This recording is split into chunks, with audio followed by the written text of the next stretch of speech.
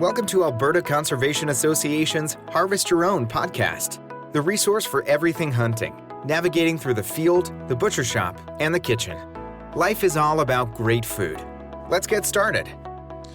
Welcome to the podcast. I'm your host, Brad Fenson, an avid outdoor enthusiast who has worked as a freelance journalist, photographer, and public speaker for over 3 decades. I have hunted, fished, and foraged all my life and hope to share my passion for the outdoors. Along the way, I want to encourage everyone to harvest wild proteins and enjoy the satisfaction of providing the next meal for your family. Our goal is to educate, entertain, and inspire individuals to get outdoors and create a connection between food, health, and your future meals. Welcome to Harvest Your Own. Today we've got a special guest, Ken Kranrod, who's the Vice President of Alberta Conservation Association. And we're going to talk a little bit about shotguns, waterfowl, clays, and special events. Welcome, Ken. Thank you very much for having me, Brad. Yeah. Let's start by talking about what is Alberta Conservation Association? It's a good question, actually. Alberta Conservation Association is a not-for-profit registered charity in the province of Alberta. We began well over 20 years back. Basically, it was an evolution of the Buck for Wildlife program. And we're quite unique, actually, not only in the province of Alberta, but across Canada and even in North America, for that matter, in the fact that there's a lot of conservation groups that everybody is familiar with. You know, Ducks Unlimited is one of the big names out there, and they certainly do great work. And I guess to put it into context, ACA is somewhat similar to Ducks Unlimited. We're also somewhat similar to Nature Conservancy Canada and many other groups, and the fact that we actually wear many hats, though. The easiest way to put it is we were created by stakeholders, and we are driven by stakeholders, and everything that we do is on behalf of stakeholders. And so what I mean by that is stakeholders largely is your hunters, anglers, and trappers in Alberta who contribute funds through licensing and whatnot. A lot of that money goes directly to us. And so we represent them in our entire programming, all the projects that we do, whether they're wildlife or fisheries or habitat related. It's really kind of a nice relationship in that way, in that all of those folks that I just mentioned, their outdoor passion really they're able to direct their funds into projects that feed back into everything that they're interested in, everything that they're passionate about. And that's what basically drives ACA. That's what forms all of our programming. Yeah, I think most people be familiar with the programs like science, education, land trusts, stuff like that. You know, we've got the Discovery Guide with 800 properties. Yep. Science, you got stuff that you look into dissolved oxygen to create stocked fisheries, stuff like that. You know, a very diverse number of programs. Yes. And the reason I got you to give us some background is, how does Report A Poacher fit into Alberta Conservation Association? Well, it actually goes back to the inception of Alberta Conservation Association. We were created by an act of government, the Wildlife Act. And when that was done, we were essentially given a mandate of various projects that the government required us to do, and then also stuff that benefited stakeholders. And one of those programs that we were given, at least to manage the funds for providing the reward payments and then also be responsible for the promotion and marketing of the program, was Report A Poacher. And that's something that continues to this day. Whenever you see the Report A Poacher signs out on the province on the highways, or you see advertisements for it and whatnot, the government does a bit of that.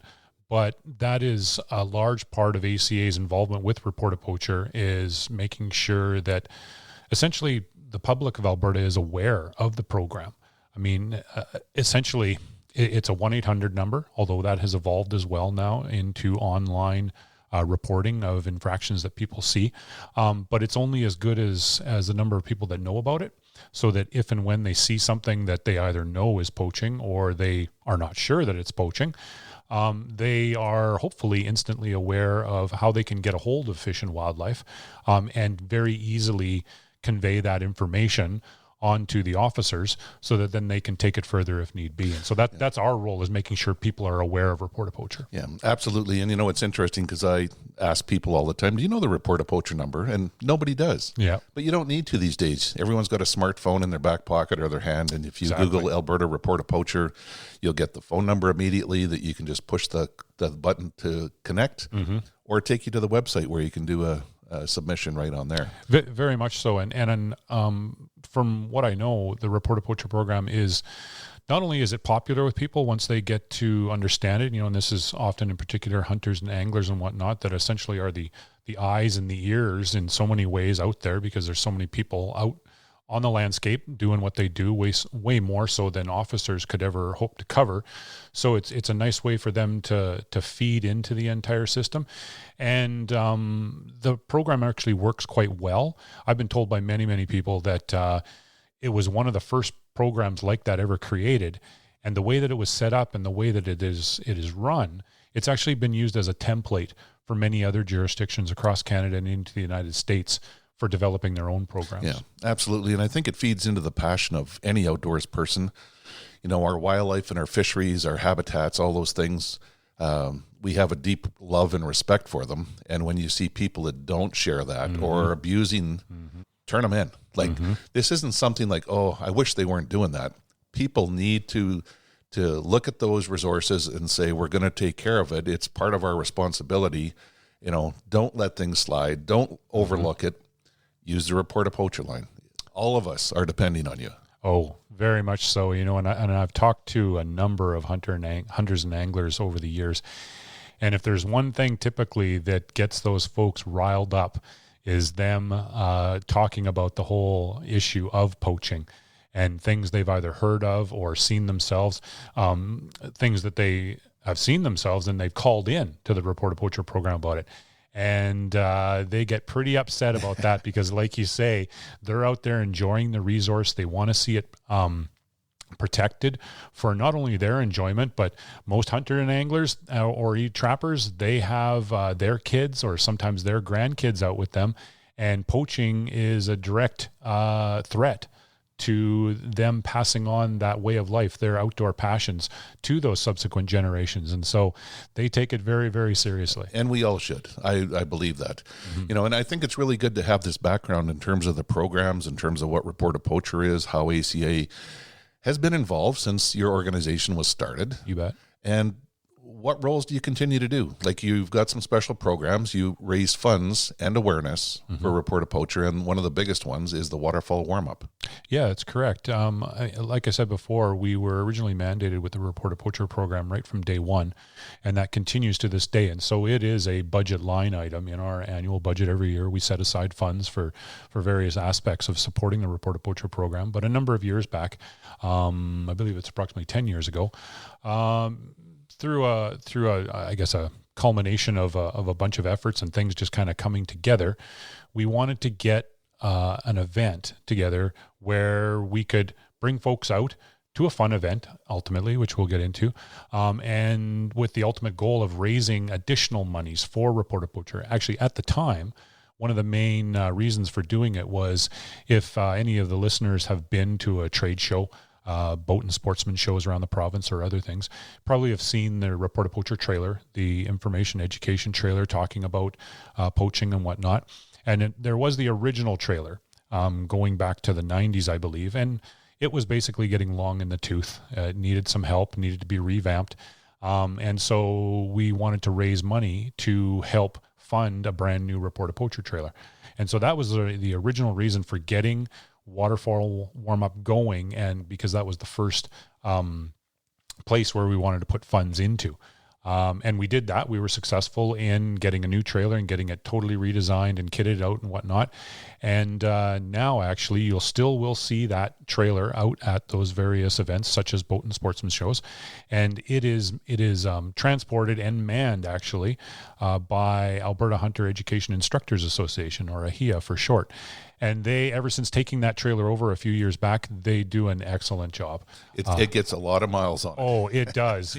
Talking with Sarah, one of the main orchestrators of that, she is on the road a lot. And not only does it get out to all the trade shows that it used to, But they've added so much more programming, getting out to schools, and much smaller conservation events and whatnot, and reaching out to the public. It's a huge success ever since they've taken over management of it. Yeah, and it's good to have it tied to the education programs. You know, one of the best ways to influence adults is through the kids. You betcha. So you take it to the kids, they get the message, and when they see things, they're like, hey, Dad, you need to phone the Report A Poacher line. Yeah, exactly. It's a really positive effect out there. And I can't say enough about the AHIA staff that, such as Sarah, who run the trailer. That's what they do for a living, and they're extremely capable and very talented at interacting with the public, especially the little ones, getting them out there. They have a lot of other exhibits that they bring along as well, like fur pelts and skulls and things. And it's just, I've watched them in action, and it's really great to see them interacting with the young ones. Yeah, they bring a passion to the table as well. Huge. And they share it, and it's contagious, which is great. This podcast is produced for Harvest Your Own, a program dedicated to those who want to reconnect with food and health through their experiences outdoors. HarvestYourOwn.ca is a resource for individuals to learn more about hunting and the outdoors. There's information to get you started and ensure that your compass stays pointed in the right direction to be successful. Where's your next meal coming from?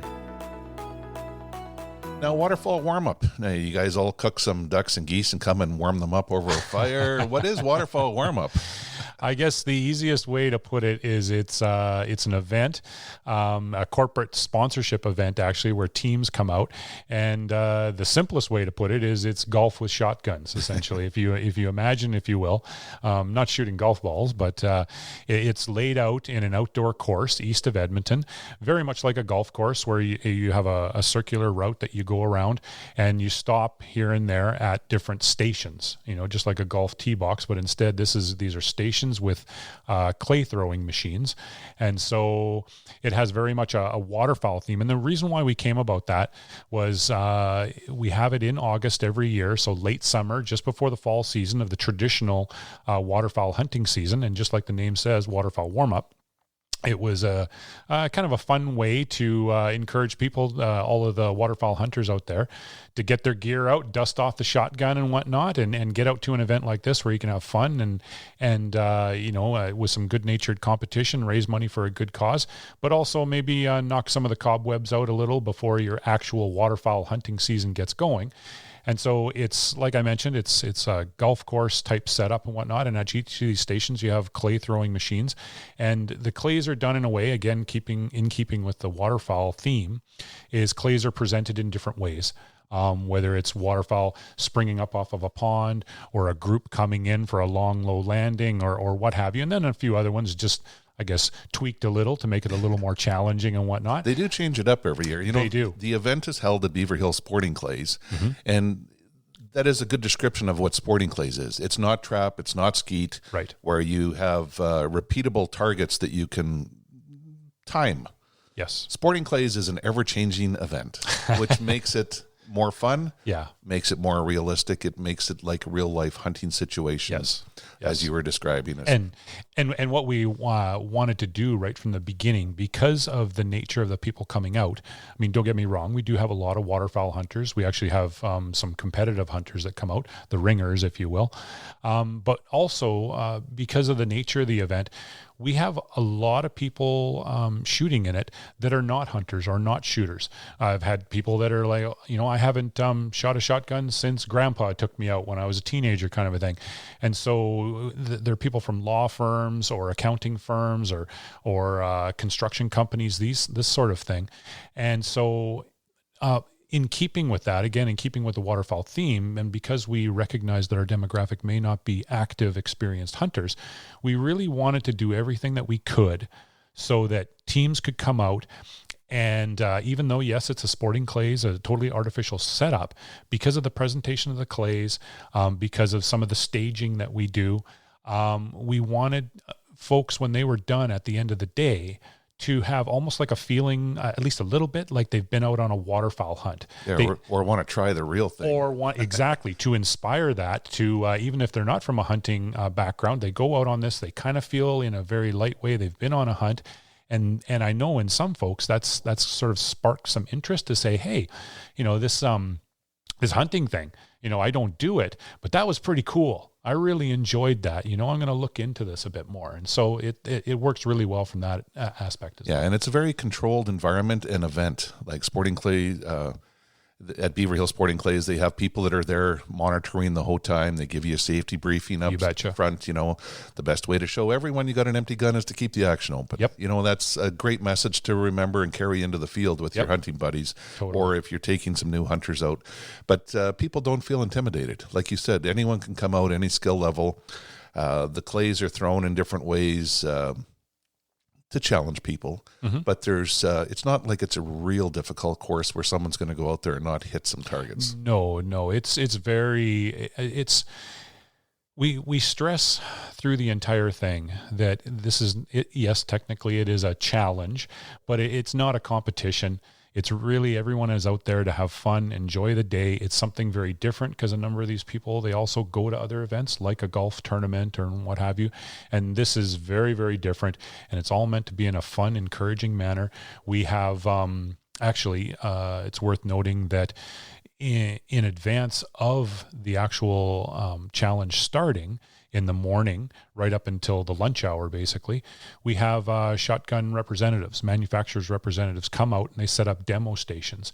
And so they bring out their latest shotguns, and you are free to try them. So if you've ever been into a hunting store like Cabela's, they have firearms on display, and the folks there are always keen to show you them, have you shoulder them and check them out. But that's pretty much all you can do when you're in the store, unless you want the police being called. And so in this atmosphere, it's very much the same thing. You can see all their latest guns from low end to very high end stuff. And get instruction and all the information that you want. And then you can even run some shells through, again, in a very safe and controlled environment.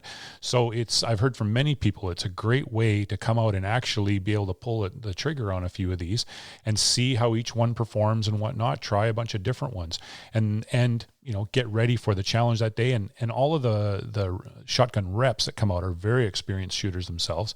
And I've often sent some of the people to them in advance. I find out that, here's a team, and then there's one or two experienced people, but they've got two newbies with them and they're a little nervous. Well, go over to the Beretta Benelli demo station, and have the fellow there, tell him I sent you over, and have him run you through some basic tips and whatnot, just to take the edge off. Because again, it's all about having a good time. Yeah. And it's interesting, over the years, there's been a lot of people come out that have never fired a shotgun. Yes. And those extra stations where you have experienced people, knowledgeable, and the right firearms to fit people and try for the first time is it's really important. You want people to be successful. You don't want them to get hurt. You don't want them to get scared. So it's a type of an environment where if you wanted to experience these things, try it for the first time, or you don't even know if you want to, and you got there and it was a bit of a challenge to if so-and-so is doing it, I could do that. It's a great place to step up and spread your wings a little bit. Exactly. And what I found too, the quality of instruction is very good because, often the difference between having a very good experience versus a very bad experience when you start shooting a shotgun, it can come down to just, 2 or 3 pointers, on positioning, the right gun for the right person, a little bit of mental attitude about it. And it makes something that perhaps for some people can be quite intimidating. All of a sudden, it turns out to be not that bad. I've seen many, many people. They're very nervous. They want to try it and whatnot. And so they get up there and, and they're really hesitant about pulling that trigger for the first time. And they do it. And, more often than not, they'll miss the target. But that's not really the point the first time you pull the trigger. But then immediately, almost to a fault, the person turns to me and says, I want to try that again. I was leading it too much or whatever. And what says to me is their mind totally wasn't on it. They were nervous at the start about, you pull the trigger and there's going to be a big bang and it's going to hit my shoulder and whatnot. And they're all focused on that. And then when they realize that actually wasn't a big deal, instantly they are focused on, I was too far ahead, or I was underneath that, or I closed my eyes or something. Give me another one. I want to do it again. And that's where someone steps up and say, welcome to the addiction. Yeah, exactly. Get ready to have this take over your life. Yeah. So again, what do they need to start? You don't need like golfing, you need 16 clubs and extra balls and tees and gloves and special shoes. What do you need to do sporting clay? To come out to this event, basically, in terms of the firearms and shells and whatnot, you really don't need anything. I mean, we can accommodate everyone. We do encourage folks, if you do have, if you are already hunting or shooting and you've got your favorite shotgun, we'll bring that out. It helps. We have quite a few people out, and so if we don't have to supply guns, that's best. It helps us out. So if you have your own shotgun, definitely bring your own, but all the shells are provided. There's no need to bring any ammunition at all. And then beyond that, because it is an outdoor event, and after having done it for a number of years now, I don't think we've ever seen snow in August, but I think everything else, Yes. Rain, certainly, warm, cold, bugs sometimes, it is the outdoors. So definitely bring a variety of clothing because chances are you're going to need it.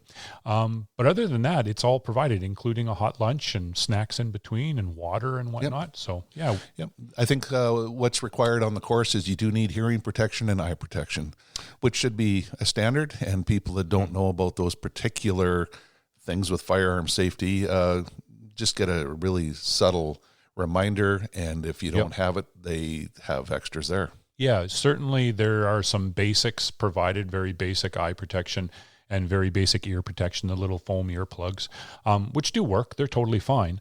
But if you do have better ear protection, whether it's muffs or some of the more advanced ones, definitely bring those along as well. Yeah, and people going to the different stations, I think most of them, there's 8 targets thrown per station. Yes. And you score as your team. So, it's an honor system. Mm-hmm. It doesn't do you any good competing against yourself if you're cheating. So if a clay is broken, you put an X on your score sheet. Yes. And if it is missed or an open target, you put a 0. Yes. Yeah. Very simple. Yeah. So it's you got a scorecard similar to golf, but it's marked a little bit differently. Yep. And then after each station, you add up how many clays you hit out of the 8. Yep. And there's a little box in the bottom, and you move through. I think there's 12 stations total. I believe so. Yes. Yeah. I think 120 targets is what we've been throwing. Yeah. Which isn't too bad. Some of the experienced shooters, can certainly do more than that.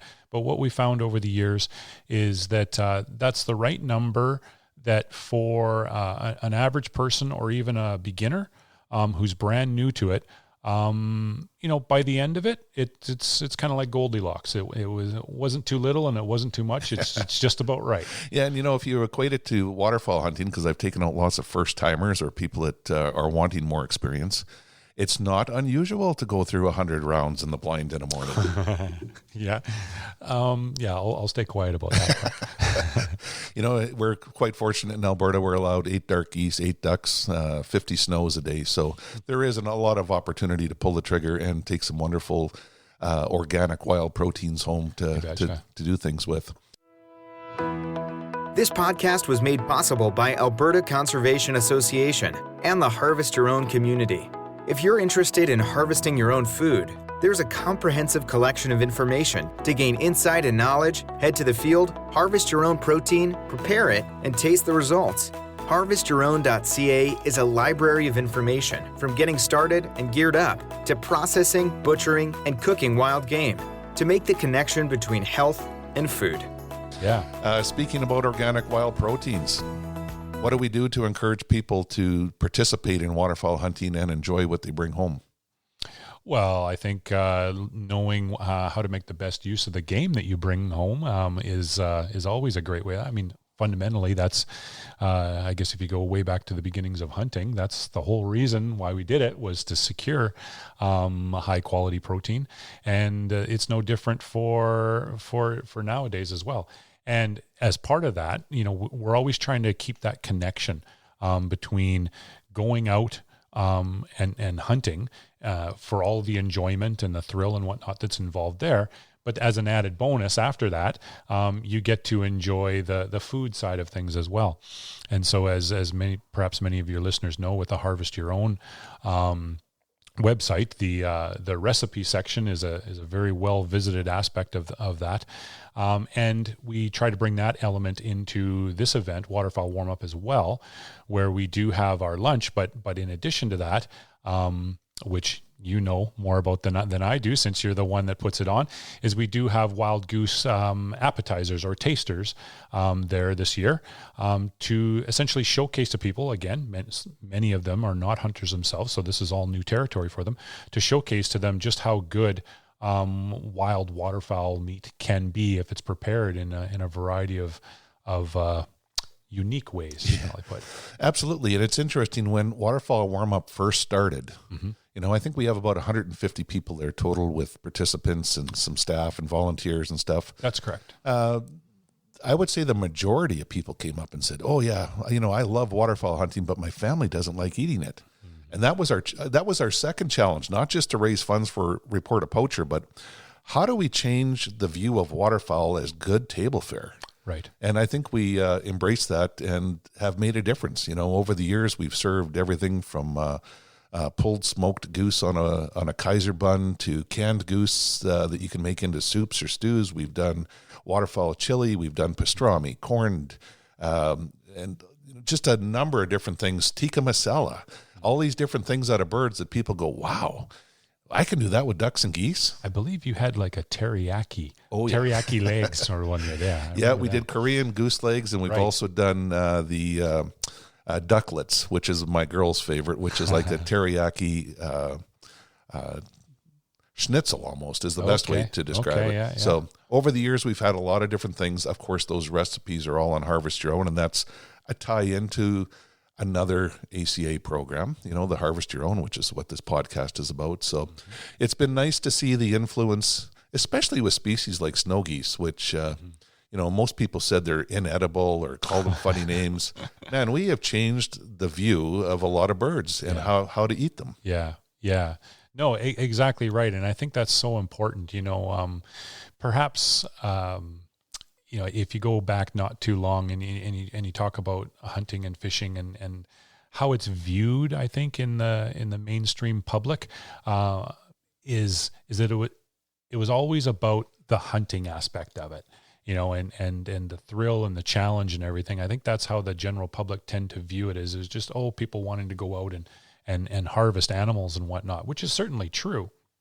But I think that what was lost on many people was the other aspect of it, quite literally the culinary aspect, which has, anybody that knows anything about high-end culinary, especially if you go back across into Europe and look at any of the high-end gastronomical escapades that occur over there, a lot of it incorporates wild game into it, whether it's birds or fish or boar or what have you. And so I view this recent movement, especially how we've been doing it through Harvest Your Own with a huge involvement from yourself, is trying to remind people about that this isn't, the mindset that perhaps you had or your parents had about how, going out hunting is great, but then you have to deal with wild meat, and it's not the best. I think there was a lot of people that felt that way, but it didn't have to be that way. And certainly I think we're demonstrating it time and time again that this is a great source of protein that can be cooked and enjoyed in so many wonderful ways. And I think it's moving the dial. Oh, absolutely. And, you go to different places around the world, like New Zealand, the duck is absolute king for the table. People would prefer that over anything else that they can eat there. And they produce a lot of beef and all the rest of it. You go to Louisiana, again, the duck is the number one table fare. If you were to ask someone what their favorite was, they would just start salivating and talk about how they do up their waterfowl. Which just seems so foreign. Right. Yeah. So it's good to see that people in Alberta are starting to embrace that. There's always been some, but more are enjoying it and seeing the value of it. And we're seeing a lot of new hunters come out. Yeah. No, it's great. And as you were saying earlier with the bag limits, there's certainly no shortage. And so what a wonderful resource to take advantage of. Yeah. So I think it's great because we've got this Waterfowl Warmup. It's more of a corporate challenge for people to come out, although anyone could sign up a team. How do you get involved? Who are you looking for to participate? Well, ultimately, like the name says, corporate challenge, that's the majority of the teams that do come out they are typically local companies that have, for a variety of reasons, they want to get out. Sometimes it's good team building exercise. Some companies, I know a number of law firms, they bring out clients because it is so unique for many reasons, which is great. And then, but we do have some private individuals that come out, just, 4 buddies that everybody pitches in and they get a team. So I guess the easiest way to answer your question is anybody and everybody, but certainly corporately, because it is not just a corporate challenge, but it's also a corporate sponsorship. So on the website, all you got to do is Google Waterfowl Warmup Alberta, throw that in for good measure. And the web page will come up and all the details are there, such as the location, the time, and the various aspects of it. But also the entry levels for coming in, because it is a sponsored event. Companies can come in at different levels, and basically it comes down to how much desire by the company there is in supporting the Report A Poacher event. Because once we cover all of the costs for the event, every single nickel goes back into the Report A Poacher program, and we save that over time until we have enough funds in order to execute another big purchase project that will make a difference. Yeah. A big project. Yeah, exactly. Yeah. So, I mean, we started off talking about ACA programs and how diverse they are. And it's interesting how this comes full circle, supporting Report A Poacher, encouraging new hunters, encouraging our fleet of hunters in Alberta to continue doing what they're doing, encourage people to support conservation education programs like RAP, others. I mean, there's so many different levels where people can get involved, benefit, and do things for the entire wildlife community that it's much more than a waterfowl warm-up. Oh, it is. It's there's always so many connections, and I suppose and that reverberates through all the different programs and projects that ACA does. And with one big additional aspect being partnerships. There isn't a single thing that ACA does that isn't in partnership with at least one other person, group, municipality, business, doesn't matter. And quite honestly, most projects have multiple partners. And so it's very easy, to list all those factors like you mentioned and how it all ties together. And I think that just is proof of how important, fundamentally important conservation is. It's easy. It's just a simple word to say, and that's fishing and hunting and habitat. Well, yeah, it is, but there is so much more to that, and I think it is so much more important to people than anybody really realizes how it resonates, across time and space. Yeah, everyone that walks out of there at the end of the day has got a smile on their face. There's a few people that have prizes. The prizes are secondary, although they are nice. They are nice. Yeah. We try to do a good job of providing prizes not only for the winners, but we also have a number of door prizes, if you will. And rather than the usual type stuff, which perhaps is often less than useful, shall I say, we seek out prizes from local businesses, local supporters, so that at the end of the day, there's a fair number of people that go home with some really useful stuff that you can immediately incorporate into your various outdoor pursuits. Yeah, it's interesting. I always look at the prizes. People are always thrilled to win them, but I think everyone there would participate if there was no prizes. Oh, and actually that's a good point, because we only used to actually have a rather minimal set of prizes to go with the team of 4 winners. But then, well, truth be told, full disclosure here, the event was popular, not only amongst the participants, but also by the supporters of ACA. And I had people coming to me saying, "Oh, hey, I've got this extra, I've got that extra. How would you like some of this for Waterfowl Warmup?" And so we just felt obligated to share this with people. But my point being is that we had lots of participation in the event when there were no prizes. So it's just nice, though, to provide a little extra for people. But like you say, people would participate anyway without it. If not, I guess, at least for the bragging rights of whoever goes home with the trophy. Although I will say we have the prizes for the winners, and we also have prizes for the most honest. Right. Which always makes it fun. And that's what the entire event is about. It's a first world problem when you got people coming to you wanting to sponsor it because they see the value in a specific event. any other parting words in terms of encouraging people to come out, how to get involved at different levels, whether it's a team or sponsoring lunch or a specific station? What are we looking for help? Sure. Well, all of those things, really. I mean, we're already off to a good start for having everything in order for the event in August, which I guess now is not far away. But certainly there are a few spots available. So if anybody listening wants to enter a team, especially a corporate sponsorship type team, definitely go on the website there, check it out. I believe my name is on there and my phone number, my contact info. And reach out to find out more information. We'd love to sign you up. And then, as you mentioned as well, we do have a few other spots for support, whether they want to sponsor a station or the morning coffee, things of that nature. Any help is always welcome because, like I say, all we're really into this for, beyond everything that we've talked about, is to cover our costs. And then everything else above and beyond that goes right into the Report A Poacher program. Right. And I think that's wonderful. We talked about that at the beginning, the value of Report A Poacher, being a leader in North America in terms of others following the same model, protecting and valuing our resource. There's a lot of reasons why we do this. So again, congrats. I mean, what year are we on for Waterfowl Warmup? I didn't look at that before I came over, but I think if we haven't gone past 10, it's 10 or 11, maybe even 12 so. Now. We've been doing it quite a while. Yeah. Very successful, raised funds, got some great new equipment for a wrap, but there's always more.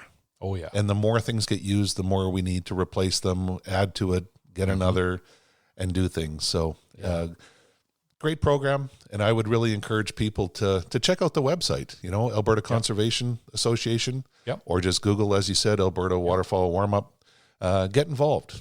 You can even come out and just help at one of the stations if you want. Oh, yeah. If people just want to come out and experience it and whatnot, but, don't really have the means to participate in it.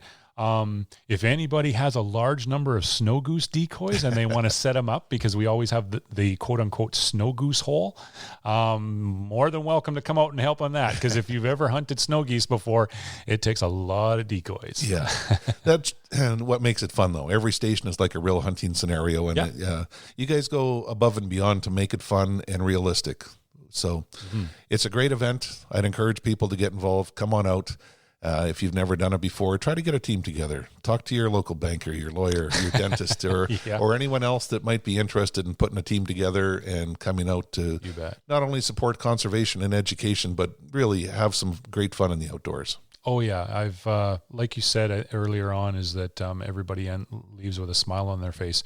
And that really is true, especially if you're listening to this and you haven't had any experience waterfowl hunting or you haven't even been out hunting either at all, or it was a long time ago. I would really encourage you to come out to this because it's a real quick, fun, and easy primer into what going out on a waterfowl hunt is like. And I think more importantly, because there are a lot of experienced hunters that attend this as well, interacting with them and just seeing what the hunting community is like, it's really like no other and whatnot. Everybody is welcome, and it's all about enjoying yourself. Yep, sharing and caring. Exactly. Yeah. I'd be remiss if I didn't say you must note that most teams come back. Once they come, they do return, which speaks volumes to the event and their enjoyment of it. So, good job on putting the Waterfowl Warmup together, Ken, with you and your team. And you betcha. I look forward to seeing you there in August. Yeah, I'm looking forward to trying the new creations that you're going to bring out. Thanks. You bet. We hope to inspire people to reconnect with nature and appreciate where your food comes from by harvesting your own. For more information on getting started or to learn specifics about the Field to Fork experience, visit harvestyourown.ca and follow on Facebook and Instagram. Check back often for new material, recipes, and videos that are posted regularly. Please subscribe to Harvest Your Own podcast and take the time to rate and review the show to help us build a dedicated core of passionate hunters as our regular audience. Until next time, embrace the outdoors and all it has to offer. Thanks for joining us.